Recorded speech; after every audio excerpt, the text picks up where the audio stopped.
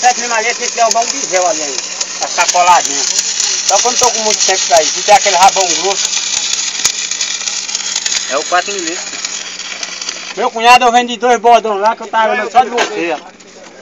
Eu falei, se eu fosse de avião eu ia levar um bode desse, só tirar do couro só. Tem que comer mais Dona Maria, que ela Vai gosta de pegar a comer. chata aí. Pegar um puxador. Sempre eu pinguei bode. Ih, José, é só dar muito tempo em casa, é isso, ó. Ah, aqui esse eletrodo não vale merda. Tá bosta. O cara desaprende, pô. Desaprende o quê, rapaz? É ruim. Isso aqui é igual andar de bicicleta. Vai, Depois caralho. você aprende, nunca mais esquece, né? Bora, cadê a 3? Já aquela ali é 2?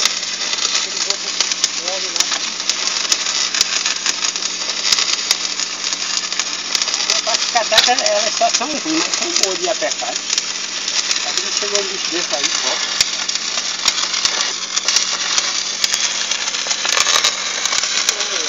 Nós passamos de mata junto aí, né? Nós conseguimos de mata junto aí pra gente ficar. Não, aí não sai mais não. Aí quanto mais solto é melhor, com a outra aí no canto vai entrando pra dentro também.